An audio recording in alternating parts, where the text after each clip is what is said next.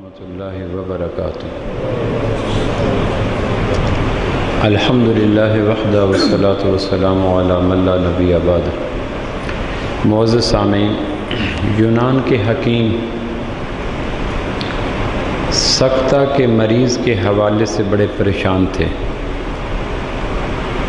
طب یونانی، حکمۂ یونان دنیا بھر میں شہرت تھی۔ لا علاج مریض صحت کے حصول کے لیے یونان کی بستیوں کا رخ کرتے تھے۔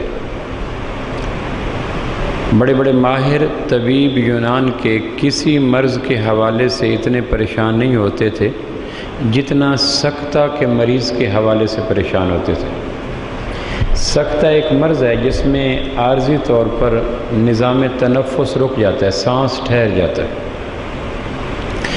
بادی النظر میں طبیب کو، ڈاکٹر کو پتہ نہیں چلتا کہ یہ آدمی ایکسپائر ہو گیا، مر گیا، یا اس کا سانس عارضی طور پر رکا ہوا ہے۔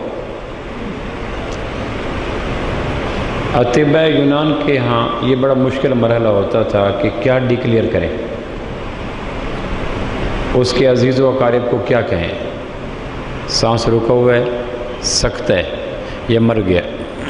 عرصہ دراز تک یونان کے طبیبوں کے ہاں سکتہ کے مریض کو چیک کرنے کے لیے کوئی نسخہ ہاتھ نہ آیا۔ بالآخر ایک طریقہ ہاتھ آیا۔ وہ طریقہ کیا تھا؟ جب کوئی آدمی اپنا مریض لاتا کہ دیکھیں یہ مر گیا ہے یا سانس رک گئی ہے، تو وہ پھر اس مریض کی ناک کے اوپر انتہائی صاف شفاف سطح والے شیشے رکھتے، آئینے رکھتے، منٹ دو منٹ کچھ مدت کے لیے رکھتے اور پھر اٹھا کر دیکھتے کہ اگر آئینے کی صاف شفاف سطح کے اوپر کوئی دھبا، کوئی داغ کاربن مونو آکسائڈ کا اندر کی ہوا کا ہے تو سمجھ لیتے کہ مریض مرا نہیں ہے، اس کا علاج کیا جائے، سکتہ ہے، لاش نہیں ہے۔ اور اگر آئینے کی صاف شفاف سطح کے اوپر کوئی داغ، کوئی دھبا نہ ہوتا تو بڑی بے نیازی سے کہہ دیتے کہ آپ کا مریض فوت ہو چکا ہے۔ اور پھر کبھی ایسا نہ ہوا کہ ان کا یہ تجربہ غلط ہو۔ ان کا کہنے کا مقصد یہ تھا کہ جو مریض جتنا بھی سانس آہستہ آہستہ آئے تنفس میں، سکتہ میں، بہرحال آتا ضرور ہے، وہ اس کی رفتار اتنی مدھم کمزور پڑ جاتی ہے کہ انسانی وجود کی نبض حرکت نہیں کرتی، لیکن بہرحال ناک سے کوئی نہ کوئی سانس کا آمد و رفت رہتی ہے۔ جو آدمی آئینے کی صاف سطح کے اوپر دھبا نہ چھوڑ سکے تو وہ زندہ نہیں ہے، مر گیا۔ ایسا ہی ہوتا تھا۔ یہ تو تھا سکتہ کے مریض کو چیک کرنے کا اہل یونان کا طریقہ۔ لیکن اگر کوئی آدمی یہ چیک کرنا چاہے کہ میرے ایمان کے اوپر سکتہ ہے یا ایمان مر گیا ہے، روحانی طور پر میں زندہ ہوں یا روحانی طور پر مر چکا ہوں، تو اس کے لیے صاف شفاف سطح کا نام ماہ رمضان ہے۔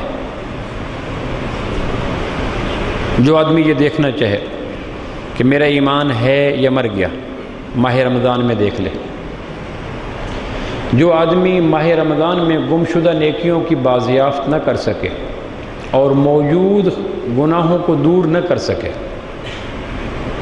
وہ ماہ مبارک جس میں شیطان قید ہو جاتا ہے، سرکش جنات قید ہو جاتے ہیں، رحمتیں قریب آ جاتی ہیں، نیکی کی وقت بڑھ جاتی ہے، ماحول پہ پارسائی کا غلبہ ہو جاتا ہے، از چہار جانب سے بخشش کی، رحمت کی صدائیں آتی ہیں۔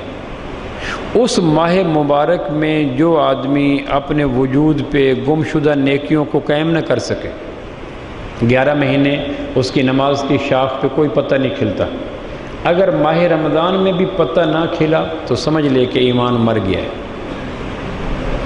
اور 11 مہینے اگر اس کے وجود کے اوپر کوئی گناہ چمٹا رہتا ہے، اور 12ویں مہینے جب کہ رحمت الہی عام ہوتی ہے، فضائل برس رہے ہوتے ہیں، موسم اچھا، پانی وافر، مٹی بھی زرخیز، ایسے میں جو کھیت نہ سینچے وہ کیسا دہقان۔ ماہ رمضان کے اندر بھی جو آدمی توفیق الہی سے سال ہر سال کی جمے ہوئے گناہوں کو دور نہ کر سکے تو سمجھ لے کہ اس کے اندر ایمان اتنا بھی نہیں ہے کہ ماہ سیام کے شفاف آئینے پر کوئی دھبا چھوڑ سکے۔ چند دنوں کے بعد یہ ایمان کے ٹیسٹ کرنے والا مہینہ میرے اور آپ کے اوپر آ رہا ہے، نیکیوں کے کرنے کا مہینہ، گناہوں کے چھوڑنے کا مہینہ۔ گزشتہ جمعہ میں نے یہ بات عرض کی تھی کہ پروردگار نے جو فضائل ماہ رمضان میں رکھے ہیں کسی اور مہینے میں نہیں رکھے۔ یہاں تک کہ ایک روایت میں نے عرض کی تھی کہ یعقوب علیہ السلام کے 12 بیٹوں میں جو مقام اللہ کے نزدیک یوسف علیہ السلام کا ہے، 12 مہینوں میں حدیث پاک میں آتا ہے وہی مقام اللہ کے نزدیک ماہ رمضان کا ہے۔ یوسف علیہ السلام کی درخواست پر پروردگار نے 11 بھائیوں کو معاف کیا۔ ماہ رمضان کی درخواست پر پروردگار 11 مہینوں کی غلطیوں کو معاف کرتا ہے۔ یہ ماہ مبارک اندر کو نہال کرنے کا ہے، ٹیونے کرنے کا ہے، تزکیہ کرنے کا ہے، اندر کی تطہیر کرنے کا ہے، باطن کو دھونے کا ہے، دل کی زمین پہ اگی ہوئی جڑی بوٹیوں کے تلف کرنے کا ہے، عقائد کو درست کرنے کا ہے، اخلاقیات کو بحال کرنے کا ہے، معاملات کو سنوارنے کا ہے۔ یہ مہینہ خارج کا نہیں ہے، باہر کا نہیں ہے، جلوت کا نہیں ہے۔ یہ ماہ مبارک دراصل خلوت کا ہے، اندر کا ہے، داخل کا ہے۔ یہ ماہ مبارک پوری طرح توجہ مانگتا ہے کہ اپنی توجہ، اپنا دھیان اپنے باطن کے اوپر فکس کر دو، اور آدمی سے زیادہ اپنے دل کا ایکس رے اسپیشلسٹ کوئی نہیں ہوتا، اللہ، اس کے بعد آدمی خود۔ اسے پتہ ہوتا ہے کہ کون کون سی ناگوار چیزیں دل پہ ہیں اور کون کون سی پسندیدہ چیزیں دل پہ نہیں ہیں۔ میں اور آپ کوشش کریں اس ماہ مبارک کو اس تناظر میں دیکھیں، اس پس منظر میں دیکھیں، تو عین ممکن ہے پروردگار ترس کھا کر سال ہر سال کی جمی ہوئی کائی کو اڑا دیں۔ عین ممکن ہے ایمان کے شجر سایہدار پر آئی ہوئی پت جھڑ کے موسم کو دور کر دیں۔ عین ممکن ہے امت کے بحالی کا زمانہ آ جائے۔ یہ مہینہ گم شدہ نیکیوں کی بازیافت کا ہے، یہ مہینہ موجود گناہوں سے نجات کا ہے، یہ مہینہ اللہ پاک سے قربت کا ہے، یہ مہینہ ٹیوننگ کا ہے، اوورہالنگ کا ہے، مال جوبن کا ہے، تزکیہ کا ہے، تطہیر کا ہے، باطن کو پاک کرنے کا ہے۔ یہ مہینہ دراصل اندر کا ہے۔ اس مہینے میں نیکیوں میں آگے سے آگے بڑھیں، لیکن 4 نیکیاں ایسی ہیں جو صرف اس ماہ مبارک میں ہوتی ہیں۔ 11 مہینوں میں ان نیکیوں کا وجود ہی کوئی نہیں ہوتا۔ آپ چلے جائیں سرگودے کے علاقے میں کہ مالٹے چاہیے، کہ جی ان دنوں مالٹوں کا وجود نہیں ہوتا۔ آپ نومبر دسمبر میں آئیے گا، یہ پھل نومبر دسمبر میں شاخوں پہ آ جاتا ہے۔ اس طرح سرحد کے علاقے میں چلے جائیں تو اس موسم میں اخروٹ نہیں ہوتے، سیب نہیں ہوتے، وہ بتائیں گے۔ 4 پھل ایسے ہیں جو ایمان کے پودے پر صرف ماہ رمضان میں کھلتے ہیں۔ 4 غنچے ایسے ہیں جو ماہ سیام میں شگوفہ بن کر پھوٹ پڑتے ہیں۔ باقی نیکیاں تو کریں میں اور آپ، لیکن ان 4 پھلوں کا ذائقہ ضرور چوسیں، ان 4 پھولوں کو ضرور سونگیں، کیونکہ ادھر ماہ سیام اپنی خیروں کے ساتھ منقطع ہوگا اور ماہ شوال روپذیر ہوگا، اور وہ پھل گر جائیں گے، وہ پھول خشک ہو جائیں گے، وہ پنچھی اڑ جائیں گے، وہ ذائقے سارے ختم ہو جائیں گے، اور ٹہنیوں پہ لگے ہوئے سارے شگوفے ختم ہو جائیں گے۔ میں اور آپ اس پارسائی کے موسم میں، نیکی کے موسم میں، ان 4 نیکیوں کو ضرور سنبھالیں۔ وہ 4 نیکیاں میں عرض کر دیتا ہوں، کیونکہ باقی نیکیوں کو بھی کریں، لیکن جو نیکیاں ہیں ٹپیکل اس مہینے کی، اس کو ضرور رکھیں۔ سب سے پہلی نیکی فرض روزے ہیں۔ کتب علیکم الصیام کما کتب علی الذین من قبلکم لعلکم تتقون۔ آدمی مریض ہوتا ہے، ڈاکٹر کے پاس جاتا ہے، ڈاکٹر صاحب مجھے لوز موشن ہے، مجھے کھانسی ہے، مجھے ٹمپریچر ہے، مجھے پین ہے، مجھے نزلہ ہے، مجھے نیند نہیں آتی، تو ڈاکٹر صاحب اس کی ساری چیزوں کو سن کر ایک نسخہ تجویز کرتے ہیں۔ مریض تشفی کے لیے پھر پوچھتا ہے، ڈاکٹر صاحب مجھے کھانسی بڑی ہے، وہ کہتے ہیں میں نے یہ سیرپ ڈال دیا ہے۔ ڈاکٹر صاحب مجھے نیند نہیں آتی، یہ میں نے ٹیبلٹ ڈال دی ہے۔ ڈاکٹر صاحب پین بڑا شدید ہوتا ہے، یہ انجیکشن میں نے ڈال دیا ہے۔ ڈاکٹر صاحب کمزوری بڑی ہے، یہ ٹونک میں نے ڈال دیا ہے۔ اللہ پاک نے امت مسلمہ کی ساری امراض کے حل کے لیے ارکان 5 دیے ہیں۔ لو بے میں نے تمہیں کلمہ بھی لکھ دیا ہے، نماز بھی لکھ دی ہے، زکوٰۃ بھی لکھ دی ہے، روزہ بھی لکھ دیا ہے، اور حج بھی لکھ دی ہے۔ یہ 5 ایسی چیزیں ہیں جو انسانوں کے روح پہ آنے والی بیماریوں کا علاج ہیں، اور پروردگار نے اس کو ریکمینڈ کیا۔ اس میں چوتھی جو ٹیبلٹ ہے، کیپسول ہے، انجیکشن ہے، سیرپ ہے، اس کا نام روزہ ہے، عربی میں اس کو صوم کہتے ہیں۔ کتب علیکم الصیام۔ بخاری شریف کی روایت ہے کہ ایک فرض روزہ ماضی کے سارے صغیرہ کو گناہوں کو معاف کر دیتا ہے۔ مسلم شریف کی روایت ہے ایک روزہ آدمی جان بوجھ کے چھوڑ دے، قیامت تک روزے رکھے، اس کی روح کو وہ فائدہ نہیں ہوگا جو ایک فرض روزے کے رکھنے سے ہونا تھا۔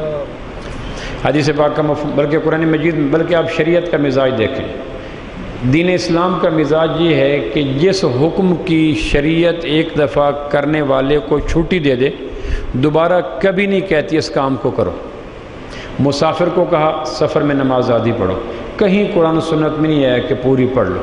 معذور کو کہا جہاد نہ کرو، کبھی پلٹ کے نہیں کہا لنگڑا لولا اپاہج نابینا مادرزاد کٹا پٹے وجود والا دوبارہ میدان کارزار میں آئے، کبھی نہیں چلا جائے۔ غریب کو کہا زکوٰۃ نہ دو، کسی قرآن کے ورق پر حدیث کے صفحے پر دوبارہ ترغیباً ترہیباً اشارتاً کنایتاً نہیں کہا گیا غریب دے دے۔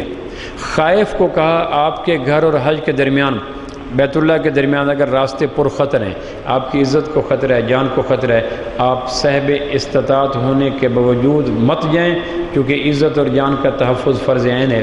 اس شریعت اسلامی کا مزاج یہ ہے کہ جس نیکی کی کرنے والے کو ایک دفعہ اللہ رخصت دے دیتا ہے نہ کرو تو پھر پلٹ کے کبھی نہیں کہتا کر لو۔ لیکن روزے کے حوالے سے اللہ کا مزاج، اللہ کا اسلوب عجیب ہے۔ قرآن مجید میں اللہ نے کہا جب تم سفر میں روزہ نہ رکھو، تو آدمی کہتے ہیں ٹھیک ہے، اب پلٹ کے ابھی اللہ کبھی نہیں کہے گا روزے رکھ لو، لیکن بالکل ترتیب شریعت کی، مزاج شریعت کا اور آ جاتا ہے اگر تم سفر میں روزہ نہ رکھو کہ یا اللہ ٹھیک ہے، آگے چپکے سے آیت آ جاتی ہے وَأَن تَصُومُوا خَيْرٌ لَكُمْ۔ یہ جو میں تمہیں کہہ رہا ہوں نا کہ سفر میں روزہ نہ رکھو، یہ اس لیے کہ سفر میں سحری افطاری میں تمہیں دشواری پیش آئے گی، تمہارے وجود پہ قیامتیں آئیں گی، تمہیں پریشانی آئے گی، تمہاری آسانی اور جسم کی نزاکتوں کے سامنے رکھ کر میں نے یہ کہا ہے کہ روزہ نہ رکھو، لیکن اگر مجھ سے میری منشا پوچھو تو روزہ تمہارے باطن کو سنوارنے کے لیے اتنا کی رول پلے کرتا ہے، اتنا وٹامن کا مجموعہ ہے کہ میں کہتا ہوں بہتر ہے کہ روزہ سفر میں بھی رکھ لیا کرو۔ آپ اس سے اندازہ کریں کہ شریعت کا مزاج روزے کے لیے کتنے۔ روزے سے اللہ کیا چاہتے ہیں؟ روزے کا جیسے ڈاکٹر کہتا ہے یہ سیرپ سے یہ ہوگا، یہ ٹیبلٹ سے یہ ہوگا، یہ انجیکشن سے یہ ہوگا، روزے سے اللہ کیا چاہتے ہیں؟ روزے سے اللہ 5 چیزیں چاہتے ہیں۔ روزے دار کو روزہ رکھنے کے بعد ان چیزوں پر نظر رکھنی چاہیے کہ جن روحانی بیماریوں سے شفا یابی کے لیے، جن امراض سے نجات کے لیے پروردگار نے یہ اپنے آسمانی نسخے میں جو 5 چیزیں طے کی تھی، کلمہ، نماز، روزہ، زکوٰۃ، جس مرض کے ازالے کے لیے پروردگار نے روزے کو ڈالا تھا وہ چیز میرے اندر روزے کے بعد پیدا ہو رہی یا نہیں ہو رہی۔ سب سے پہلے اللہ پاک یہ جاتے ہیں کتب علیکم الصیام، صوم کہتے ہیں عربی میں روزے کو، صوم رکھ کر تم صائم بن جاؤ۔ اب صائم کس کو کہتے ہیں میں اس کی وضاحت کرتا ہوں۔ صوم رکھو تاکہ تم صائم بن جاؤ۔ اب صائم ایک عربی کا لفظ ہے، اولین مخاطبین جو عرب تھے وہ جانتے تھے صائم کس کو کہتے ہیں۔ عربوں کے ہاں 2 موقعوں پہ بڑی خوشی ہوتی تھی، جب ان کی حاملہ گھوڑی بچڑے کو جنم دے دیتی، مذکر بچہ پیدا ہوتا، اور جب ان کے ہاں گھر میں کوئی بیٹا پیدا ہوتا اور 2 4 سال 6 سال کے بعد بے ساختہ اس کی زبان سے کوئی شعر نکل پڑتا، تو عرب ان 2 موقعوں پر بڑے خوش ہوتے تھے۔ اولاد میں اگر کوئی بچہ شاعر بن جاتا اور حاملہ گھوڑی اگر مذکر بچے کو جنم دے دیتی تو یہ 2 موقع عربوں کے لیے بڑی خوشی کے تھے، اور اس میں ایک ان کا سماجی پس منظر تھا۔ پس منظر کیا تھا؟ عرب ایک جنگجو قوم تھی، جنگجو قوم کے منجمد اور ٹھنڈے لہو کو گرم کرنا شاعر کا کام ہے، اور گرم لہو کو سواری فراہم کر کے دشمن پر حملہ کرنا یہ گھوڑے کا کام ہے۔ تو ٹھنڈے لہو کو گرم کرنے کے لیے شاعر کا کلام آگ لگاتا تھا، اور بھڑکے ہوئے جذبات والے وجود کو دشمن پر حملہ کرنے کے لیے گھوڑا پیٹ فراہم کرتا تھا۔ تو عربوں کے خوش ہونے کا پس منظر یہ تھا کہ جنگجوانہ مزاج کے اندر شاعر بھی ضروری ہے اور جنگجوانہ مزاج کے اندر گھوڑا بھی ضروری ہے، تو یہ بڑے خوش ہوتے تھے۔ جب گھوڑی بچہ پیدا دیتی، بچہ پیدا ہو جاتا تو پھر وہ چند ماہر لوگ تھے بڑے کمپیٹنٹ قسم کے جو اس گھوڑے کو مالک سے ہائر کرتے، مالک ان کو بھاری قیمت ادا کرتا کہ اس بچڑے کو لے جاؤ اور اس کو جنگ کے قابل بناؤ۔ ہر بچڑا پیدائشی طور پر جنگ کے قابل نہیں ہوتا، اس کو جنگ کے قابل بنانا پڑتا ہے۔ پھر وہ پیسے لیتے مہنگے داموں اور بچڑے کو لے کے علاقوں میں چلے جاتے۔ اب اس سکھانے والے کا کیا کام ہوتا تھا؟ ممکنہ جنگ کے اندر جو جو پہلو سامنے آ سکتے ہیں سب پہلوؤں سے مصنوعی طور پر اس بچھڑے کو گزارنا، تاکہ کل سنجیدہ جب میدان جنگ لگے گا تو یہ پہلے گھوڑا اس کے لیے تیار ہو چکا ہوگا اور جنگ کے اندر بدکے گا نہیں، تو پھر وہ اس کو دنوں تک کڑکتی دھوپ پہ رکھتے، عین ممکن ہے جنگ دھوپ میں لگ جائے تو اس کے وجود کے اندر اتری سورج کی کرنیں کل اگر جنگ دھوپ میں لگے گی تو یہ بدک کے بیٹھ نہیں جائے گا، بھاگ نہیں جائے گا کہ یہ دھوپ بڑی ہے میں نہیں لڑتا، لہٰذا اس کو ہفتوں کڑکتی دھوپ پہ رکھتے تاکہ یہ دھوپ کا عادی بن جائے۔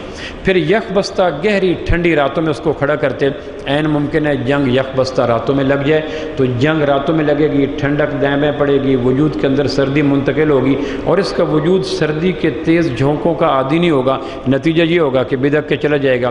پھر اس کو کیا کرتے، ہر قسم کے خطہ ارض کا عادی بناتے، پہاڑوں کی چوٹی پہ چڑھا دیتے کہ دشمن قبیلہ پہاڑوں کی چوٹی پہ ہو سکتا ہے، اس کے سموں سے آگ نکلتی، نتنے پھولتے، سینہ تھک جاتا، پے در پے آگ بھگا بھگا کے پہاڑوں کی چوٹی پہ لے جاتے۔ دشمن اگر وادی میں ہو تو چوٹی سے اتار کر گہری وادی میں لے آتے، عین ممکن ہے دشمن وہاں بیٹھا ہے، سینہ صحرا میں بھگاتے، ریت کے ٹیلوں پہ بھی جنگ چھڑ سکتی ہے، نرم زمینوں میں بھگاتے، چکنی زمینوں میں بھگاتے، پانی کے اندر اتارتے، جنگل کے اندر لے جاتے، ہر خطہ ارض سے آگاہ کرتے، ہر موسم سے واقف کرتے۔ پھر جتنے بھی ممکنہ اس دور کے آلات جنگ کے لیے استعمال ہوتے تھے وہ ساری اس کی آنکھوں کے سامنے لے آتے، کل تلوار آئے گی، نیزہ آئے گا، ڈھال آئے گی، خنجر آئے گا تو یہ بدک نہ جائے کہ کوئی نئی چیز آ گئی۔ پھر اس کے سامنے جنگل کے جانوروں کو پکڑ کر اس میں سے نیزہ گھونپتے، اس کی چیخوں کی آوازیں اس کو سناتے، ابلتا ہوا خون اس کو دکھاتے، چونکہ جنگ میں خون کا نکلنا اور چیخ و پکار یہ ایک فطری سی بات ہوتی ہے۔ پھر بھرے جنگل کے بیچ میں لے جاتے کہ اگر جنگل کے درندے سامنے آ جائیں تو خوف اس کا زائل ہو جائے۔ پھر اس کو پیاسا رکھتے ہفتوں، عین ممکن ہے جنگ میں پانی کی گھونٹ نہ ملے تو اگر یہ پیاس کی وجہ سے عادی نہ ہوا تو یہ جنگ میں جا کے بیٹھ جائے گا دوسرے دن کہ جی پانی ملتا نہیں، میں لڑ نہیں سکتا۔ اس کو چارہ ہفتوں نہ دیتے، عین ممکن ہے کہ ایمرجنسی حالات میں اس کو ایک بھی ذرہ یا ایک بھی گھاس کم نہ ملے تو پھر وہ اس کو بھوکا رکھتے، پیاسا رکھتے، صحراؤں میں لے جاتے، ہر خطہ ارض، ہر موسم، کھانے پینے کی ہر کیفیت۔ جب یہ مشکل اور تھکا دینے والے سارے مرحلوں میں وہ گھوڑا کامیاب ہو جاتا، چوٹیوں پہ چڑھ جاتا، سینے میں بھاگ جاتا، بھوکا بھاگتا رہتا، دھوپ میں کھڑا رہتا، راتوں کو برداشت کر لیتا، جنگل کے جانوروں کی چیخیں سنتا، آلات حرب سے واقف ہو جاتا۔ جب ان دشوار گزار مشکل ترین مہینوں کی ریاضت کے بعد کئی گھوڑے بیچ میں بدک جاتے، بھوک برداشت نہ کرتے، وہ جا کے کہتے کہ اس کے حسب نسب میں کوئی کمزور گھوڑی ہے یا کمزور گھوڑا ہے، سو یہ دھوپ برداشت نہیں کر سکتا، آپ اس کو کسی اور کام کے لیے لے آئیں، یہ جنگ کے قابل نہیں ہوگا۔ تو اس دشوار گزار پروسیس کے اندر وہ گھوڑا کئی مقامات پہ سلپ ہوتے چلے جاتے، 20 گھوڑوں میں جا کر ایک گھوڑا اس قابل ہوتا جو ان تمام تر دشوار گزار گھاٹیوں کو عبور کر لیتا۔ پھر وہ اس گھوڑے کو واپس لے کے آتے اور مالک کو آ کے کہتے مبارک ہو، تیرا گھوڑا ان ساری دشوار گزار گھاٹیوں کے لیے تیار ہو گیا جو میدان جنگ میں ممکنہ پیش آ سکتی ہیں، مبارک ہو تیرا گھوڑا سائم بن گیا۔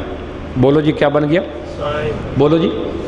سائم اس گھوڑے کو کہتے تھے جو جنگ کے ہر حوالے کے لیے تیار ہوتا تھا۔ اللہ ہمیں روزہ رکھوا کر سائم بنانا چاہتا ہے۔ پہلے یہ کہ جہاد زندگانی میں شیطان نے تمہیں آنکھوں کے ذریعے دھوکہ دینا ہے، لہٰذا تم روزہ رکھ کر اپنی حلال بیوی پہ شہوت کی نگاہ نہ ڈالو۔ شیطان نے تمہیں عام دنوں میں حرام کھانے کی طرف رغبت دینی ہے، سو روزہ رکھ کر تم حلال بھی مت کھاؤ۔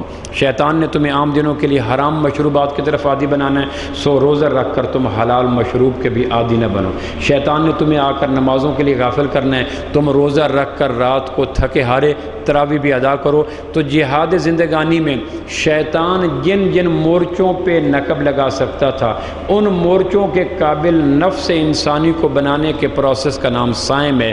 کتب علیکم الصیام، اہل ایمان روزے رکھو تاکہ سائم بن جاؤ، اور سائم بن کر کل شیطان تمہاری آنکھوں کے ذریعے، کان کے ذریعے، زبان کے ذریعے، خیالات کے ذریعے، جذبات کے ذریعے، کیفیات کے ذریعے، احساسات کے ذریعے، مادی مفاد کے ذریعے، عورت کے ذریعے، رقص کے ذریعے، نغموں کے ذریعے، دھوپ چھاؤں کے ذریعے، گرمی سردی کے ذریعے، مال کے حرص کے ذریعے، کسی روپ میں تمہیں آ کر اپنا مال انجیکٹ کرنا چاہے تو تم اتنے پختہ سائلڈ صائم بن چکے ہو کہ تم کو جس روپ میں بھی آؤ گے ہم نے یہ سارے روپ گرمیوں کے روزے بھی رکھے، سردیوں کے روزے بھی رکھے، حلال کو بھی چھوڑا، جائز کو بھی چھوڑا، سو یہ ممکن نہیں ہے کہ جہاد زندگانی میں روزہ رکھنے والا شیطان کے کسی دو میں آ کر چاروں شانے چت ہو کے گر جائے۔ اس لیے کہا گیا یا ایھا الذین آمنوا کتب علیکم الصیام کما کتب علی الذین من قبلکم۔ اب یقیناً یہ صائم بننا مشکل کام ہے۔ عرب جانتے تھے کہ وہ عرب قبیلہ بڑا قبیلہ ہوتا تھا جس کے پاس صائم گھوڑے زیادہ ہوتے تھے، کیونکہ وہی جیسے آج کے دور میں بحری بیڑا جس کے پاس زیادہ ہے، F-16 17 جس کے پاس زیادہ ہیں، آبدوزیں زیادہ ہیں، یہ جس کے ایٹمی بارود بھرے پڑے ہیں، تو اس دور میں بڑا لشکر وہ ہوتا، بڑا قبیلہ وہ ہوتا جس کے پاس صائم زیادہ ہوتے تھے۔ لوگ بھی اس کے پاس 10 صائم ہیں، 20 صائم ہیں، 50 صائم ہیں، اس سے ٹکر لینے کی کوشش نہ کرو۔ وہ تو دھوپ چھاؤں پہ پہاڑ اور جنگل میں، صحرا اور وادی میں، بھوک اور پیاس میں تعاقب کرنے والے گھوڑوں کی ایک وافر کھیپ رکھتا ہے۔ کہاں چھپو گے؟ پہاڑوں کی چوٹی پہ جاؤ گے صائم وہاں چلے جائیں گے، گہری وادیوں میں جاؤ گے صائم وہاں اتر جائیں گے، لکودک صحرا میں جاؤ گے صائم وہاں پہنچ جاؤ گے، بھوک تم کہو تو صائم وہاں پہنچ جائیں گے۔ لہٰذا صائم جس کے پاس زیادہ ہوتے وہ اس دور کا بڑا قبیلہ شمار ہوتا تھا۔ پروردگار کہتا ہے دیکھ لو بھائی تمہیں ہمہ جہت قسم کا جنگ کرنی ہے، اور ازلی ابدی دشمن تمہارا شیطان ہے۔ وہ کیا کہتا ہے میں آگے سے حملہ کروں گا، پیچھے سے حملہ کروں گا، دائیں سے حملہ کروں گا، بائیں سے حملہ کروں گا، ثم لا آتی۔ تو پہلا مقصد اللہ کا روزہ رکھ کر کیا ہے؟ صائم بنو۔ اس لیے روزہ میں دیکھتے ہیں کہ اللہ حلال چھڑوا دیتا ہے تاکہ حرام چھوڑنا آسان ہو جائے، پاک چھڑوا دیتا ہے تاکہ ناپاک چھوڑنا آسان ہو جائے۔ اپنی بیوی پر شہوت کی نگاہ روزے کے عالم میں گناہ ہے تاکہ کسی کی ماں بہن کے اوپر نگاہ ڈالنے کے لیے یہ رک سکے۔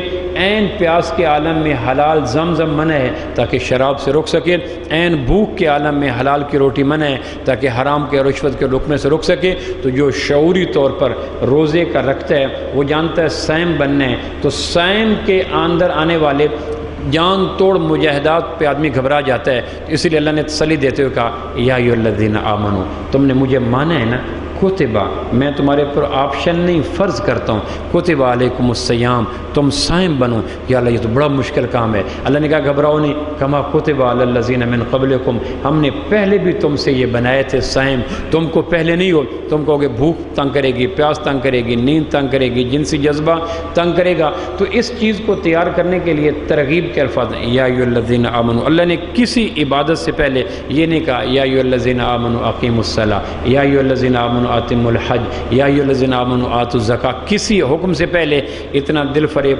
یہودیوں کو اللہ نے پوری تورات میں ایک دفعہ کہا تھا یا ایھا الذین آمنوا، تو انہوں نے خوش ہو کے کہا ہم اللہ کے بیٹے ہیں، کیونکہ اللہ ہمیں یا ایھا الذین آمنوا کہتا ہے۔ ہمیں پروردگار نے 89 تقریباً 99 دفعہ قرآن مجید میں کہا یا ایھا الذین آمنوا، یا ایھا الذین آمنوا۔ وہ ایک بول پہ مر مٹے، کہنے لگے اللہ نے ہمیں کہا اے مجھے ماننے والو، سو ہم اللہ کے بیٹے ہیں، ہم عزیر کے ماننے والے ہیں۔ اللہ نے ہمیں 89 دفعہ کہا یا ایھا الذین آمنوا، جی اللہ ہم حاضر ہیں۔ جیسے ماں کہتے ہیں لخت جگر، میرا نور نظر، میرا آنکھوں کی ٹھنڈک، آؤ نا، تو بیٹا ان دل نواز روح پرور جملوں سے متاثر ہو کہتا ہے جی امی فرماؤ کہ بیٹا مجھے پانی بھر کے دو۔ تو یہ لفظ پانی بھر کے دینے کے لیے جو بوجھ آنا تھا، محبت بھرے لفظ اس کے لیے تیار کر دیتے ہیں یا ایھا الذین آمنوا، جی اللہ میں حاضر ہوں، کتب علیکم الصیام، دیکھو نا تم نے بھری دنیا میں مجھے رب مانا ہے نا، میں تمہارے اوپر فرض کر رہا ہوں صائم بننا۔ اللہ ہے بڑا مشکل کام، کما کتب علی الذین من قبلکم، کو تم تھوڑے پہلے ہو، ہم نے پہلے بھی لوگوں پہ 6 مہینے روزے رکھے تھے، تم 1 مہینے رکھا ہے، ان پہ 24 گھنٹے رکھے تھے، تم پہ تو 12 گھنٹے رکھا ہے۔ ان کے سچ بولنے سے روزہ ٹوٹ جاتا تھا، تمہارا تو جھوٹ بولنے سے روزہ بھی نہیں ٹوٹ سکتا، اور ان کو 6 مہینے کی، تو کما کتب علی الذین من قبلکم، اللہ یہ کرو بندے میرے یہ کرو، تو اللہ نے یہ پھر ایام معدودات، آپ سوچو تو صحیح، 365 دن میں 30 دن، اور 30 دن بھی بھوکے نہیں، 12 گھنٹے، اور 12 گھنٹے بنتے ہیں 15 دن، تو گویا 350 دن تم اپنی ترتیب پہ صبح شام چرنے گاؤن کرو، کھاتے پیتے رہو۔ میرے کہنے پہ 15 دن، یہ کوئی بات تو نہیں اقوام عالم میں مجھے رب مانا، اور 15 دن کے لیے میں نے کب کہا نہ کھاؤ، میں نے کہا ترتیب بدلو، صبح 9 بجے کرتے تھے ناشتہ، 4 بجے کر لو، دوپہر کو 4 بجے کھاتے تھے کھانا، شام 7 بجے کر لو۔ میں نے کون سا چھڑوایا ہے؟ چھڑوایا نہیں، اوقات بدلے ہیں، اور پھر کہا کیوں ہے لعلکم تتقون، اس کا فائدہ یہ ہوگا کہ تمہارے اندر جو تقوی کی ڈیفیشنسی ہے نا، اس وجہ سے تم گناہوں کو چھوڑ نہیں سکتے، روزہ کی ٹیبلٹ تمہارے اندر تقوی کی کمی کو پورا کر دے گی۔ تو ہم روز دیکھیں کہ کیا ہم صائم بن رہے ہیں۔ صوم صائم بناتا ہے۔ دھوپ کے وقت نماز پہ جانا آسان ہے، یک سردی میں مسجد میں جانا آسان ہے، کسی کی ماں بہن کو دیکھ کر آنکھ جھکانا آسان ہے، عین گپ شپ کے موقع پہ جھوٹ بولنا آسان ہے، عین کسٹمر آیا کھڑا ہے ناجائز منافع لینا چھوڑنا آسان ہے۔ اب یہ سارے موقع مجھے اور آپ کو روزے کے عالم میں ملیں گے اس وقت اگر صائم بننے کی ترتیب پہ چل رہے ہوں۔ اگر وہ عرب کا کوئی گھوڑا صائم نہ بنتا تو اس کو جنگل میں چھوڑ دیتے تھے یا ذبح کر دیتے تھے۔ حدیث پاک میں آتا ہے جو کھانا پینا چھوڑ دے اللہ کی خاطر لیکن جھوٹ نہ چھوڑے، غیبت نہ چھوڑے، اللہ کے نزدیک وہ صائم بنے ہی نہیں۔ حلال چھوڑ دیتا ہے، حرام نہیں چھوڑتا، جائز چھوڑ دیتا ہے، ناجائز نہیں چھوڑتا، پاک چھوڑ دیتا ہے، ناپاک نہیں چھوڑتا، ہاں غیبت نہیں چھوڑتا اور کھانا چھوڑ دیتا ہے۔ تو پہلا مقصد یہ ہے روزے سے صوم رکھ کر صائم بنو۔ دوسرا روزے کا مقصد یہ ہے کہ تمہارے اندر تقوی کی بڑی کمی ہے، لعلکم تتقون، تمہارے اندر تقوی پیدا ہو جائے گا۔ تقوی کس کو کہتے ہیں؟ ہمارے عجم میں تقوی کا ایک ناقص کانسیپٹ ہے۔ تقوی کا لغوی معنی کیا ہے؟ بچنا۔ آدمی بچتا کس سے ہے؟ نافرمانی سے۔ تو تقوی کا اصل مفہوم ہے اللہ کے خوف سے گناہ کو چھوڑنا، یہ تقوی ہے۔ تسبیح کرنا تقوی نہیں ہے، غیبت کو چھوڑنا تقوی ہے، قرآن پڑھنا تقوی نہیں ہے، گانے کا چھوڑنا تقوی ہے، حلال رزق کمانا تقوی نہیں ہے، سود کا کاروبار چھوڑنا تقوی ہے، نکاح کرنا تقوی نہیں ہے، زنا کا چھوڑنا تقوی ہے۔ اور یہ گناہ اللہ کے خوف سے گناہ کو چھوڑنا، اس کو تقوی کہتے ہیں۔ اس لیے تو آتا ہے کہ یوسف علیہ السلام کے ساتھ تشبیہ دی گئی روزے کو۔ یوسف علیہ السلام کے پاس جب 40 سال کے بعد لوٹا پیٹا قافلہ 11 بھائی کنعان سے چل کے مصر پہنچے ہیں اور انہوں نے کہا کہ مہربانی کرو ہمیں کھانا پینے کی چیزیں دو، تو یوسف علیہ السلام چہرے پہ نقاب ڈال کے رکھتے تھے تاکہ لوگ پھر اس مرحلے میں اور پریشانی میں دو چار نہ ہوں جس سے دو چار زلیخا ہو گئی تھی۔ تو لوگوں کو گناہوں سے بچانے کے لیے اپنے چہرے کے اوپر جمالیاتی پہلو کو چھپانے کے لیے اپنے چہرے کے اوپر نقاب رکھتے تھے۔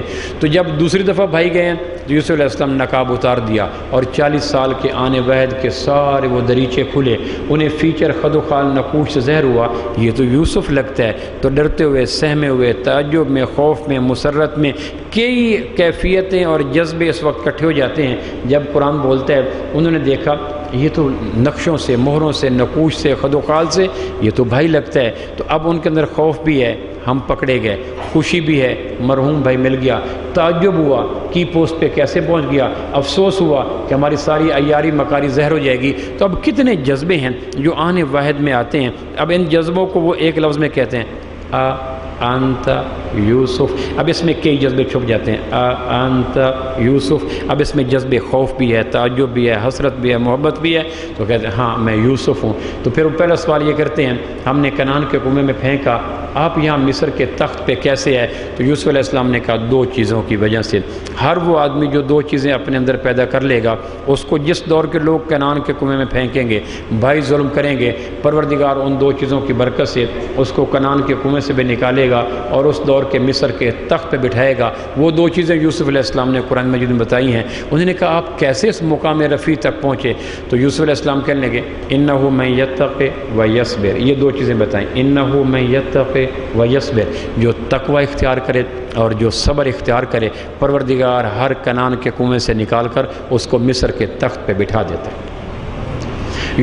روزہ بھی یہی دو چیزیں پیدا کرتا ہے، لعلکم تتقون، تمہارے اندر تقوی آئے گا۔ تقوی کیا ہے؟ اللہ کے خوف سے اللہ کے گناہ کو چھوڑنا۔ بند کمرے مصر کا حسن، بنا سمرا دعوت دے رہا ہے، ہائی تلک یوسف میرے پاس آ جاؤ۔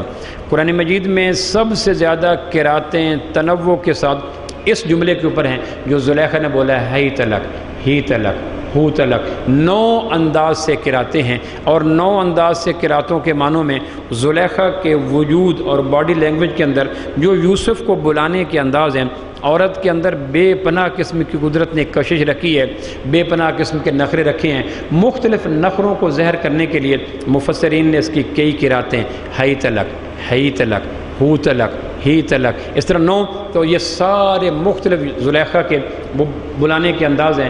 تو زلیخا کہتی ہے ہائی تلک، آ جاؤ، ایک حسن پھر مصر کا، پھر بنا سمرہ، پھر خلوت، پھر جوان رانا، پھر بند کمرہ، اور پھر دعوت نسوانیت سے حی تلک۔ اب یہ گناہ ہے تو یوسف علیہ السلام کیا کہتے ہیں؟ معاذ اللہ، میں اللہ سے بچتا ہوں، اللہ نے مجھے تیرے آنے سے منع کیا۔ یہ نہیں کہ میرے اندر کشش نہیں ہے، خواہش نہیں ہے، جذبہ نہیں ہے، بحیثیت انسان ایک میں مرد کامل ہوں، ساری چیزیں ہیں، لیکن سب چیزوں کے ہونے کے باوجود میں بند کمرے کے اندر یہ کام کیوں نہیں کرتا؟ معاذ اللہ، مجھے اللہ کا خوف ہے۔ تو اللہ کے خوف سے کسی گناہ کو چھوڑنا یہ تقوی ہے۔ عصر کا وقت آتا ہے اور روزے دار پہ بھوک انتہا کی ہوتی ہے اور زبان کانٹا بن جاتی ہے اور ہونٹ بولنے کے لیے الفاظ ادا کرنے کو تیار نہیں ہوتے، اور اے سی کمرہ، ایئر ٹائٹ کمرہ، مولٹی فوم کا گدا، سامنے فریج، اور نیند آ نہیں رہی، جسم ٹوٹ رہا ہے، اور دل میں کیا ہوتا ہے؟ آج تو پیسیفک اوشن مل جائے، اٹلانٹک اوشن مل جائے، بحیرہ احمر مل جائے، پورا پی لوں گا۔ پیاس اتنی ہے، بھوک اتنی ہے کہ بکرے ذبح کر دو، کھا لوں گا۔ اب اس بھوک شدید، پیاس شدید، اور 1 فٹ کے فاصلے پر اس کو پتہ ہے کہ فریج میں بھوک کے لیے کھانا بھی پڑا ہے، بھوک کے لیے پھل بھی پڑے ہیں، اور پیاس کے لیے طرح طرح کا مشروب بھی پڑا ہے، اور زبان کال سے کہا تھا زلیخا نے ہے تلک، میرے پاس آ جاؤ، اور فریج اس دور کی زلیخا یہ زبان حال سے کہتی ہے ہے تلک، مجھے کھول لو، میرے اندر مشروب بھی ہے، کھانا بھی ہے، پینا بھی ہے۔ تو زلیخا نے جنسی جذبے کی تسکین کے لیے یوسف کو زبان کال سے کہا ہے تلک، آ جاؤ، اور فریج نے جسمانی جذبے کی تسکین کے لیے زبان حال سے روزے کو کہا، روزے دار کو کہا کمرہ بند ہے، دیکھنے والا کوئی نہیں، ہے تلک، کھول لو۔ تو اگر روزہ دار کیا کہتا ہے؟ معاذ اللہ، اللہ نے منع کیا ہے، میں ایک گھونٹ بھی نہیں لے سکتا، ایک پھل کا پاکاش بھی نہیں لے سکتا۔ تو اللہ کہتا ہے لو دیکھو بھائی میرے بندے کے اندر تقوی آ گیا، بند کمرہ، ایئر ٹائٹ کمرہ، کوئی FLU FIA CID task force, Shaheen force, elite force, کوئی آڈیو، کوئی ویڈیو، کوئی کیمرہ نہیں ہے، لیکن یہ طلب کے باوجود، شدت خواہش کے باوجود کیوں نہیں لیتا؟ یہ کہتا ہے اللہ نے منع کیا ہے۔ تو قرآن مجید کہتا ہے روزہ رکھنے کا دوسرا فائدہ یہ ہوگا کہ تمہارے اندر جو تقوی کی کمی ہے نا، بے حیائی سے آنکھ کیوں نہیں جھکتی، جھوٹ سے زبان کیوں نہیں رکتی، موسیقی سے کان پرہیز کیوں نہیں کرتے، پاؤں ظلم کی طرف کیوں جاتے ہیں، آدمی عیاشی کیوں سوچتا ہے، دل کے اندر حب دنیا کیوں لاتا ہے، صلہ رحمی کیوں نہیں کر سکتا، تکبر کی جڑی بوٹی طرف کیوں نہیں کرتا، چغلی حسد بغض اناد کو کیوں نہیں چھوڑتا، ماں باپ کی فرما برداری کیوں نہیں کرتا، رات گئے تک آوارہ گردی کیوں کرتا ہے، کیا ان چیزوں کو پسند کرتا ہے، ڈاکو ڈکیتی کیوں کرتا ہے، قاتل چھوٹ کیوں کرتا ہے، راشی رشوت کیوں دیتا ہے، بینک کا ملازم جاب کیوں کرتا ہے، 2 نمبر کام کرنے والے 2 نمبر کام کیوں کرتے ہیں، ان کو اچھا سمجھ کے کرتے ہیں؟ نہ نہ نہ نہ، ڈاکو کو ڈکیتی اچھی ہے کہ حالات نے یہاں لا چھوڑا، راشی کو رشوت کیوں لیتے ہو کہ گھر کا کچن گرم نہیں ہوتا، چور کو رات کے پچھلے پر کیوں جاتے ہو کہ کیا کرو مجبوری ہے۔ کوئی بھی مجرم جرم کے ساتھ ذہن اور دل و دماغ کا رابطہ بحال کر کے نہیں جاتا، دل اور دماغ مسلسل اس کے ساتھ جنگ کرتے رہتے ہیں۔ پھر کرتا کیوں ہے؟ اس لیے کہ گناہ کو چھوڑنے کے لیے جو طاقت ہے اس طاقت قرآن کہتا ہے تقوی، کہ تمہارے اندر تقوی کی کمی ہے، اس لیے تو بیت اللہ کے طواف کرتے ہوئے بھی لوگوں کی ماں بہن کے اوپر تمہاری آنکھوں کے وائپر اٹھ جاتے ہیں، اس لیے تو مسجد کے اندر جس امام کے پیچھے نماز پڑھتے ہو اسی کی غیبت کرتے ہو، اس لیے تو ماں باپ کی اطاعت نہیں کرتے کہ تمہارے اندر تقوی نہیں ہے۔ گناہ کے آگے جو بیریئر ہے وہ دست و بازو نہیں ہے، علم و دانش نہیں ہے، طاقت و قوت نہیں ہے، میٹرک FABA کا سیلیبس نہیں ہے، گجر راجپوت ہونا نہیں ہے، جوان بڑھاپا نہیں ہے، گناہوں کے آگے جو چیز بیریئر بنتی ہے اس کو تقوی کہتے ہیں۔ اللہ کہتے لو روزہ رکھو لعلکم تتقون، تمہارے اندر تقوی پیدا ہو جائے گا۔ واش روم میں نہانے کے لیے جاتے ہو کلی کر کے منہ سے نکال دیتے ہو، وضو ہم کرتے ہیں کلی کر کے نکال دیتے ہیں، پانی کے لیے جاتے ہیں کلی تو لیتے کیوں نہیں؟ اس لیے کہ اندیکھی ذات کا خوف ہے، اللہ کے خوف سے گناہ کو چھوڑنا اس کو تقوی کہتے ہیں۔ تو روزے کا دوسرا مقصد ہے تقوی پیدا ہو جائے۔ روزے دار شام کو سوچے آج کے روزے نے تقوی کی کچھ کمی کو پورا کیا، آج آنکھوں نے جھکنا سیکھا، آج زبان نے لاجانی پن چھوڑا، آج صلہ رحمی کا جذبہ آیا، آج تکبر اناد ختم ہوا، آج صلح کی خواہش پیدا ہوئی، آج نجائز مقدمے سے وڈرا کرنے کی خواہش پیدا ہوئی، آج کیبل ڈش TV سے طبیعت فیڈ اپ ہوئی۔ روز شام کو انالیسس کرے، اگر ہو رہا ہے تو مبارک ہو، تقوی ہٹ کر رہا ہے، روزہ ہٹ کر رہا ہے، اور اگر نہیں ہو رہا تو شریعت کہتی ہے بجوز بھوکا پیاسا رہنے کے اس کو کچھ بھی نہ ملا۔ روزے کا تیسرا فائدہ یہ ہے صبر پیدا کرتا ہے۔ یہ ایک ٹیبلٹ ملٹی فنکشن کر رہی ہے۔ روزے کا تیسرا فائدہ کیا ہے؟ صبر پیدا کرتا ہے۔ صبر کس کو کہتے ہیں؟ نیکی کرتے ہوئے جو مشقت آتی ہے اس مشقت کے اوپر واویلا نہ کرنا، بلکہ مشقت کو راس المال سمجھنا، مشقت کو پرافٹ سمجھنا، مشقت کو نفع سمجھنا۔ اسی مشقت کے لیے تو میں نے نیکی کی تھی۔ نیکی کرتے ہوئے جو مشقت ہے، مشقت پہ واویلا نہ کرنا، خندہ پیشانی سے مشقت کو برداشت کر کے نا، اسی سود و زیاں کے لیے تو میں نے نیکی کی تھی۔ نیکی کرتے ہوئے آنے والی مشقت پر مسکرا دینا اور واویلا نہ کرنا، اس کو صبر کہتے ہیں۔ فجر کے وقت اٹھا سردی میں، ہم عرفات سے واپس ہے اور سارا کچھ پروسیس مکمل ہوئے اور عید کے دن بیٹھے مینا میں بیٹھے تھے۔ اب جب عید کے دن کپڑے پہن لیے، ٹینٹ کروا لیے، احرام سے نکل گئے، ریلیکس ہو گئے، نہا لیا، 2-3 دن کے بعد طبیعت کے اوپر کچھ بشاشت آ گئی، تو اب حجاج کرام ہم بیٹھے ہیں، عید ملن پارٹی کر رہے ہیں۔ اب ہر آدمی اپنے مینا کی تھکن بیان کر رہا ہے، کوئی عرفات کی تھکن بیان کر رہا ہے، کوئی مزدلفہ کی تھکن بیان کر رہا ہے، کوئی احرام کی تھکن بیان کر رہا ہے، کوئی ساتھیوں کی پریشانی بیان کر رہا ہے، کوئی وقت کے نہ کھانا ملنے کی بیان کر رہا ہے۔ تو اس پہ ایک صاحب نے کہا، دیکھو نیکی پر آنے والی مشقتوں کا شکوہ کر کے نیکی ختم نہیں ہوتی، مشقت ختم نہیں ہوتی، نیکی ختم ہو جاتی۔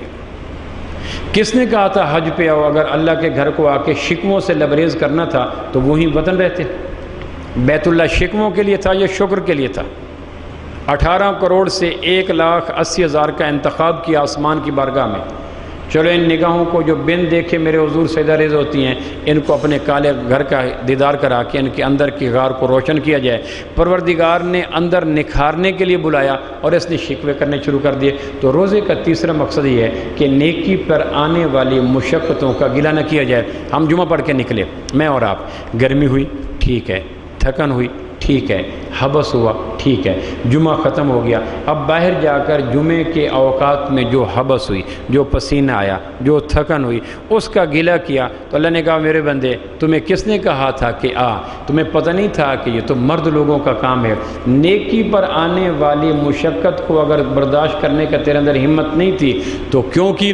اب اس واویلا کرنے سے جو جمعے کے دوران حبس آئی تھی، پریشانی آئی تھی، تپش آئی تھی، وہ کم نہیں ہوئی، وہ تو ہوگی سو ہوگی، البتہ ثواب کم ہو گیا۔ تو یہ کیسا کم نصیب آدمی ہے جس کی مشقت کم نہ ہوئی، ثواب کم ہو گیا۔ اس لیے روزہ تیسری چیز پیدا کرتا ہے، صبر۔ اس لیے حدیث پاک میں آتا ہے، روزہ رکھنے کے بعد کوئی تم سے آدمی اول فول بکے، کوئی مس بیہیو کرے، کوئی رف لینگویج استعمال کرے، کوئی گالی گلوچ دے، تو بے شک ٹیمپرمنٹ لوز ہونے کو آتا ہے، بے شک اندر کی دنیا میں بڑے پیمانے کے زلزلے جاگ اٹھتے ہیں، بے شک ہاتھا پائی کرنے کو جی کرتا ہے، لیکن اس وقت کہتا ہے روزے کی ٹیبلٹ کھائی ہے تو اس کو کہو انی صائم انی صائم انی صائم، بابا میری مجبوری ہے، میں روزے میں ہوں، روزہ نہ ہوتا تو میں اینٹ کا جواب پتھر سے دیتا، روزہ نہ ہوتا تو میرے ہاتھ پتہ نہیں کہاں تک پہنچ چکے ہوتے، روزہ نہ ہوتا تو میری زبان آگ برسا دیتی، روزہ نہ ہوتا تو انتقام کی ساری آگ تیرے اوپر برسا دیتا، لیکن مجبوری ہے، روزہ کی ٹیبلٹ کھائی ہے۔ جس طرح کہ آدمی کو زکام ہو اور کوئی شکنج بین دے دے تو کہتا ہے مجبوری ہے، مجھے زکام ہے، اگر میں نے شکنج بین لی تو مرض بڑھ جائے گا، کہ جی میرے اندر بے صبری ہے، روزہ صبر پیدا کرنے کے لیے ہے۔ چوتھی جو چیز روزے کے اندر اللہ پاک دینا چاہتے ہیں وہ یہ ہے کہ عصر کی نماز کے بعد جب پیٹ پچک جاتا ہے، آنکھوں کے اندر دن رات بن جاتی ہے، بیوی کو فرمائش کرے تو کاٹ کھانے کو جی کرتا ہے، بچے آ کے کھیلنا چاہیں تو دھکا دینے کو جی کرتا ہے، دوست ملنے کے لیے آئے تو سلام کرنے کو جی نہیں کرتا، کوئی بلانے کے لیے آئے تو آنے کو جی نہیں کرتا، کائنات اپنے سارے نظارے کھو دیتی ہے، غنچہ گلاب بھی بے بس ہو جاتا ہے، مرغن چیزیں بے بس ہو جاتی ہیں، ہلکے احباب بے بس، کوئی اس وقت چھیڑ کے تو دیکھے 11,000 وولٹ کی ننگی تار ہے، بے شک دسترخوان کے اوپر اکیلا کھانے والا ہو، بچے اگر دسترخوان پہ آ کے بیٹھتے ہیں اپنے لخت جگر تو بھی بیوی سے کہتا ہے ان کو کیوں بٹھایا، کہ جی آپ کا جگ الگ پڑا ہے، آپ کا کھانا الگ پڑا ہے، کہ نہیں دسترخوان پہ مت بٹھاؤ، اس وقت بات بات پہ کاٹ کھانے کو آتا ہے، ٹیمپرمنٹ لوز ہوتا ہے۔ اللہ کہتا ہے دیکھتے ہو شام کے وقت بھوک اتری اور اس نے تمہارے اخلاق کو کس طرح نچوڑ کے رکھ دیا، آپ بد اخلاقی کر رہے ہو، اول فول بک رہے ہو، بچوں کے ساتھ سخت رویے سے پیش آتے ہو، بیوی کی بات کا برا مناتے ہو، دوستوں سے ملنے کے لیے تیار نہیں ہوتے، یہ تمہارے اخلاق کے غنچے کو کس کس نے نچوڑ دیا؟ اخلاق کی شاخ کو کس نے توڑ دیا؟ اخلاق کی تمہیں کس نے پریشان کیا؟ اگر یا اللہ اندر کی اتری بھوک نے کہ اب سوچو تمہارے پڑوس کے اندر جو روز گالیاں میاں بیوی دیتے ہیں، بچے لڑتے ہیں، وہ بد اخلاق نہیں ہوتے، ان کے اوپر عمر بھر ماہ رمضان رہتا ہے، غربت ان کے گھر میں قیام کرتی ہے، فقر و فاقہ ان کے صحن میں اگا کرتا ہے، لہٰذا وہ بدتمیز نہیں ہوتے، جنم جنم کے بدتمیز گستاخ نہیں ہوتے، غربت ان کے اخلاق کو نچوڑ کے رکھ دیتی ہے۔ کیوں وہ بچوں کو چیختے ہیں؟ کیوں میاں بیوی تھپڑ مارتے ہیں؟ اگر ان کے گھر میں بھی فراخی ہوتی، تیرے گھر میں تو آدھے گھنٹے کے بعد دسترخوان سج جائے گا اور وہ چیزیں جو سال بھر نہیں کھاتے وہ سامنے چن دی جائیں گی۔ تصور کرو نا ان گھروں کو جن کے مقدر میں یہ رات کی اختر شماری ہے، صبح کھائیں تو شام نہیں، شام کھائیں تو صبح نہیں، بوڑھی ماں کی دوا کے لیے پیسے نہیں، جوان بیوی کی غذا کے لیے پیسے نہیں، بچے معصومیت میں آ کے غربت سے بے نیاز ہو کے ضد کر بیٹھتے ہیں تو وہ ان کو تھپڑ مارنے کے لیے تل جاتا ہے۔ تمہیں اندازہ نہیں ہے کہ غربت ان کے پر نوچ دیتی ہے، غربت ان کے اخلاق کو ذبح کر دیتی ہے، غربت ان کے شگوفوں کو نچوڑ دیتی ہے، غربت ان کی جوانی کی خوشیوں کو پامال کر دیتی ہے۔ تو روزہ چوتھا مقصد یہ پیدا کرتا ہے کہ آدھے گھنٹے کی غربت کے بعد بد اخلاقی کرنے والوں ان کو بھی تو سوچو نا، ان کی غربت کا کوئی اہتمام کرو، ان کے چولہوں کو جلانے کا اہتمام کرو، یہ نہیں کہ اپنے نئے قالین، نئے کارپیٹ، نئے ماڈل کی گاڑیاں، کچھ ان کا بھی خیال کرو۔ جو بچوں کے دوائیوں کے لیے پریشان بیٹھے ہیں، بیوی کے ان کے کپڑے نہیں پہن سکتی، ماں کے پاس علاج معالجے کچھ نہیں ہے، تو تم انسان ہو، تمہارے پیٹی بھائی ہیں، مہربانی کرو اپنی سوسائٹی میں کوئی ایسا سسٹم بناؤ۔ 50 گھر رہتے ہو، تمہیں پتہ ہے کہ اس گھر کی دہلیز نہیں ہے، اس گھر میں اکثر تو تکرار رہتی ہے، اور تمہیں پتہ ہے روزے کی اثر نے اور دنیا بھر کی خطابت، فصاحت، بلاغت غریب کی غربت کی نقشہ کشی نہیں کر سکتی۔ ہاں، اثر سے مغرب کی جو قیامتیں بپا ہوتی ہیں وہ پتہ چل جاتی ہیں کہ غربت کے دن کتنے لمبے ہوتی ہیں اور راتیں کتنی بے خواب ہوتی ہیں، غریب کی صبح کتنی اجڑی ہوتی ہے اور شام کتنی اداس ہوتی ہے، غریب کے بچے ان کی آنکھوں میں کیوں چبھتے ہیں اور غریب کی جوان بیوی اپنا حسن پامال کیوں کر بیٹھتی ہے۔ اصل غربت آ کر ان کے وجود میں اخلاقیات کی ساری شریانوں کو اور چشموں کو خوش کر دیتی ہے۔ چوتھا ہمیں روزہ یہ کہتا ہے کہ صرف یہ نہیں ہے کہ مہینہ بھر آج روزہ بڑا لگا، آج روزہ بڑی پریشان، صرف یہی نہیں ہے، اس سے آگے بھی 2 قدم چلو۔ عمر بھر جن کے ہاں رمضان قیام کر چکا ہے، زندہ ہونے کا ثبوت دو، غیرت مند ہونے کا ثبوت دو، اپنے انسان ہونے کا ثبوت دو، ان کے گھروں کی غربت کے اہتمام کا اجتماعی کوئی پروگرام بھی بناؤ۔ اور 5واں جو فائدہ کرتا ہے روزہ، وہ تعیشات سے رخصتی کا نام ہے۔ 2 ہجری کو روزہ فرض ہوا مدینہ منورہ میں، مکہ میں کلمہ فرض ہو گیا، مکہ میں نماز فرض ہو گئی، مکہ میں زکوٰۃ فرض ہو گئی، زکوٰۃ کا نصاب شیڈول طے ہوا مدینہ میں جا کر، لیکن فرضیت مکہ میں آ گئی۔ روزہ مدینہ میں جا کے فرض ہوا، کیوں فرض ہوا؟ لوٹے پیٹے قافلے مدینہ پہنچے، بیوی چھوڑ گئے کئی، بچے چھوڑ گئے کئی، بڑے گھر چھوڑ گئے، اپنا سارا ایسٹس چھوڑ گئے۔ اہل مدینہ نے دونوں بازو پھیلا دیے، وارملی ویلکم کیا۔ جس کی بیوی نہیں تھی، انصار نے اپنی بیوی کو طلاق دے کے اس کے گھر آباد کر دیا۔ جس کے پاس کھانا پینا نہیں تھا، ایک باغ اس کے نام کر دیا۔ جس کے پاس ضروریات زندگی نہیں تھی، بکرے ذبح کر دیے، ٹھنڈے پانی عام کر دیے۔ یہ مائیگریشن تھی نظریے کی بنیاد پر، یہ ہجرت تھی اصولوں کی بنیاد پر، یہ وطن کو چھوڑنا تھا اعلیٰ عرفہ نظریے کی بنیاد پر۔ انصار نے نصرت کا حق ادا کیا، مہاجرین نے اللہ کے نام پر ہجرت کا ادا کیا۔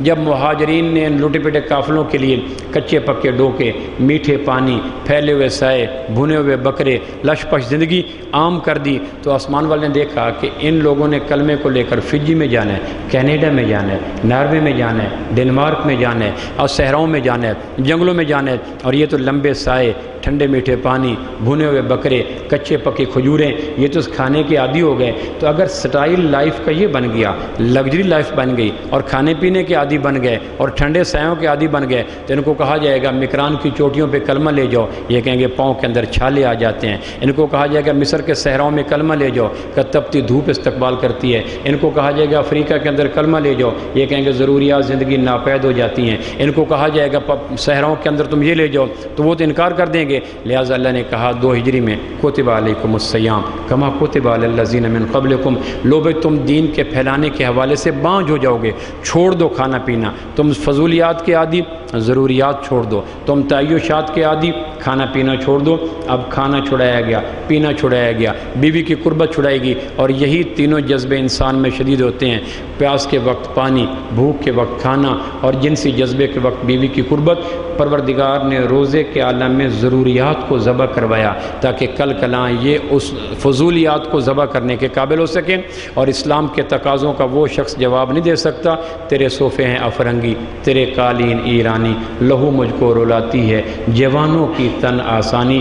اس لیے امام غزالی نے لکھا ہے امام کائنات مغرب کے وقت ایک کھجور لیتے، تھوڑا سا پانی لیتے اور چلے جاتے۔ امی عائشہ کہتی جی بھر کے کھا لیں، فرمایا عائشہ لذات کو توڑنے کے لیے تو روزہ رکھا گیا تھا، اگر اوور ہو کے کھانا تھا تو یہ ایسے ہی ہے جیسے پولیس نے مشکل سے ریڈ کر کے اشتہاری کو گرفتار کیا، جان کو جوخم میں ڈالا، اس کا ریمانڈ لیا، اس کو لٹکایا، اس سے سامان برآمد کیا، پھر اس کو جیل میں عدالت میں لے گئے اور جا کے اس پہ تا عمر قید کروانی تھی، عدالت میں جا کے اس کے ہتھ کڑیاں چھوڑ دی، اور مجرم یہ گم وہ گم بھاگ گئے، سارے کہیں گے پاگل، وہ ریڈ کرنا، وہ مشقت کرنا، جان کو ڈور میں ڈالنا، تشدد کرنا، وہ تو بیکار گیا۔ سارا دن نفس کو قید کیا اور شام کو دسترخوان اوور بھر کے اس کو جی بھر کے کھلا کے عین وقت آیا اس کو قید کرنے کا، اور ہم نے لمبے چوڑے دسترخوان پہ ٹوٹ پڑے۔ اللہ کہتا ہے پاگل یہی وقت تو قید کرنے کا تھا، تو نے شیطان کو چھوڑ دیا اور نفس کو چھوڑ دیا، فائدہ کیا ہو؟